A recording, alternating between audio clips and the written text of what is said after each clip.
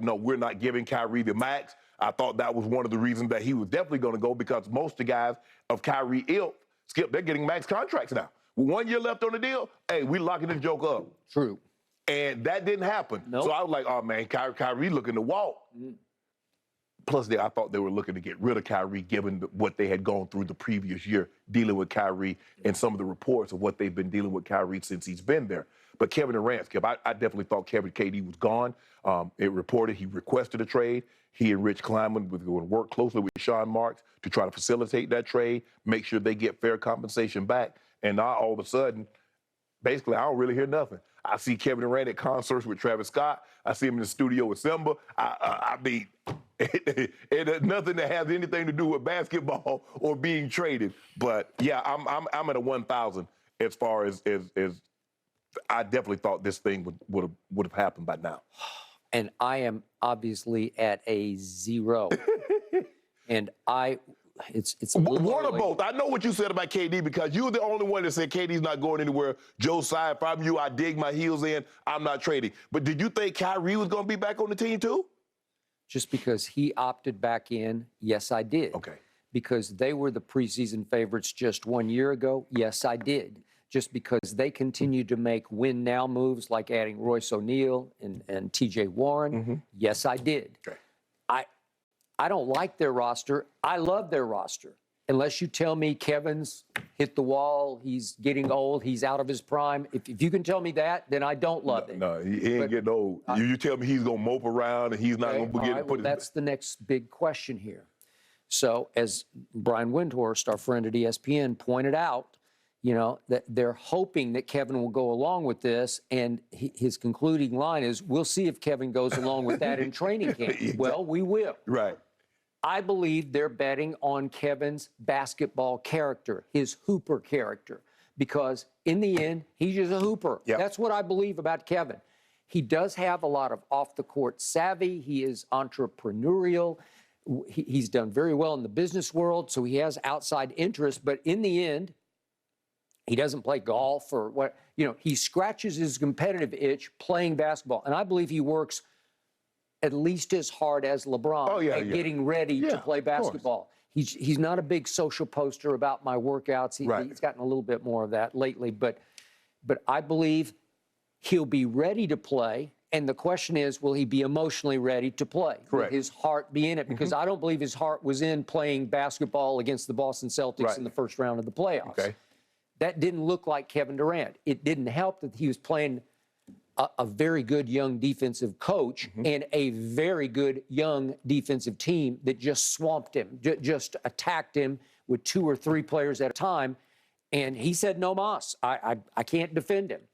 But now is the bounce back. Now can you reunite with Kyrie and fix whatever went south? I mean, obviously he thought Kyrie just betrayed him. Can you guys, quote unquote, kiss and make up? You know, can you guys re-embrace this a little bit? Can you guys agree to walk it back and do what you intended to do when you first decided to come to Brooklyn together? Do you believe his trade request had anything to do with not wanting to play with Kyrie? I think it's 100% had to do with it. 100%. It's hard for me to believe he turned on Steve Nash that fast, because his remarks after they lost to the Celtics were completely defending Steve Nash. Right. Think about what he's been through. Think about all the COVID. Think about all the situations we went through. He defended him. I just don't believe that. The last desperate act was, because his pride was on the line, because they were just calling his bluff publicly, was he said, okay, them or me. Those two have to go, or at least one of them has to go, or I have to go. Right. Well, and they're like, no, sorry. And here we are. You're not going and they're not going. That is correct. And they have him. How many times have we beaten this over the head? For 4 more years. Skip, don't you believe he could have gone behind the scenes and just said, Joe, Sean, I just think it's time for Kyrie and I to part ways now? I believe he did that. One of us. Strongly. One of us probably needs to go. I believe if Kevin Durant goes and handles it like that, Kyrie's gone. KD is the better of the players. He's the more accountable of the players. He's the more consistent of the players. Yeah, I know exactly what I'm going to get. I'm not worried about it. Man, he gonna miss a meet. He need a break and all. I don't worry about that with KD. His regular season numbers last year were really good. Yeah. Go ahead. Kyrie's number was good, but it's the unpredictability of Kyrie. Yep. Skip, I don't know what I'm going to get from Monday to Wednesday to Thursday to Sunday. I don't know what I'm going to get, and that's hard to deal with a person when you're Skip, if you work at home, but you got your own little cubicle. Hey, you can be like this. Yep. But when you got to interact with teammates, and 1 minute y'all high five, you having a good time, and the next minute you riding up moping and they don't know what to say, they stepping on eggshells. It's tough dealing. I've had teammates like that. It's tough dealing with people like that. Okay, I hear all that. I believe Joe Tsai went to Kevin. I think they met in London for the first big real time. Yes. And said, look, I need you to take this team over. I need you to be the alpha. You need to be the leader, not Kyrie. It's time for you to shine and be the driving force of this team. It's time for you to lead him. It's time for you to mend the fence, you to initiate this.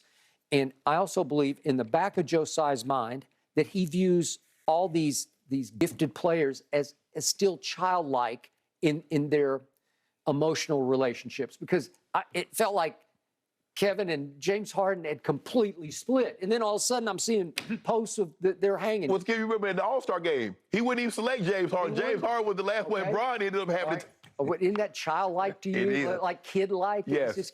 Okay. And then Kevin with Russell Westbrook.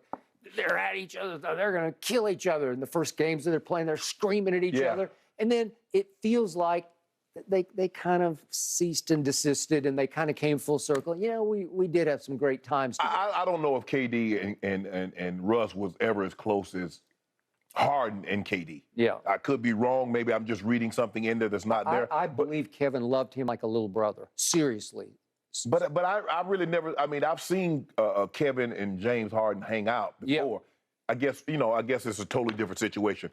KD's single, James Harden's single, Russ is married. So a married man with kids is probably not going to hang out because the wife's going to think, hey, you hanging out with him, why you not hanging out with married guys? So I get all that. So I'm not going to read too much into that. I just think the situations were different. It's a lot easier for single men to hang out with single men. Skip, I'm shocked. I'm shocked. KD even requested a trade. I'm shocked that Sean Marks seemed like they're going to be so very accommodating to Rich Kleiman and Kevin Durant to facilitate this trade. I'm shocked what Kyrie did, because Kyrie wanted a max extension. Yeah. And they could have given him $200+ million. But I'm like, with your record, you're not finna get our money and just take off anytime you want to. Nah, bro. We about to hold your feet to the fire. Somebody else might give you that kind of money, but we're not finna give it to you given your history. Okay. He's going to be in that for one more year. Yes, right? It seems That's that way. That's a done deal. Yeah.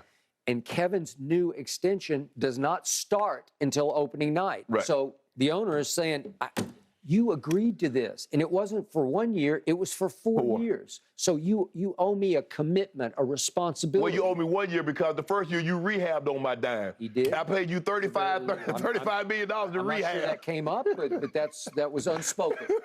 Okay, so now what are the options for Kevin going forward? Is he going to hold out a training camp? I just don't think he's built like that. I could be wrong. No. I don't think he's built like that either, Skip. And I don't know the ramifications of what he's holding out. But if he held out, I'm sure they'll start. The one thing, you making that kind of money, Skip, I'm not really trying to give you any of it back. I got $47-48 million coming my way. I'm not trying to give you any of this back. So let me go on and do my job. I'm going to go on out there. Hey, just know I'm not happy. I still would like to get moved. Yeah. Maybe if you couldn't, I understood you couldn't do it because it was. But let's try to do something next offseason. And the final hammer that Kevin still has is the pout hammer, right? That's all he's got left. That's it. Would he play half-heartedly going into the regular season? Would he mope? Would he pout? Would he hang his head? Would he seem not into it? I don't think so. No, I don't think he would either. If he were 22 or 3 or 4, maybe he would. Like, I got my whole life ahead of me. You got to get me out of here. Right. He is an aging player. He is going to be 34 years of age. What are we into? 14, year 16. 16. I'm not saying 14. Well, year 16, but he did rehab and missed the entire season. So okay, but he's going into year 16. He has played 14 total years. But the point is, he's an older basketball player. Right.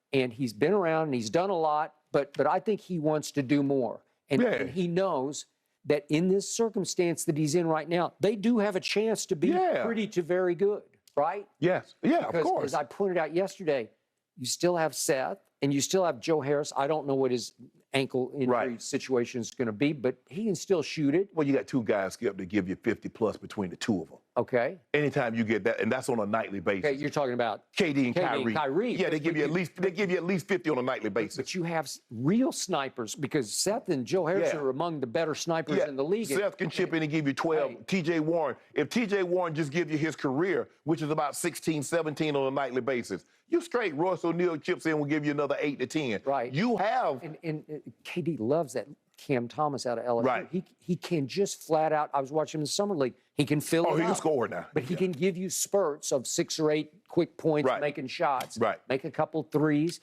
Patty Mills, but he's still there. He is definitely an aging player. But on any given night, for any given spurt, you want to talk about clutch threes, he will make them. Right.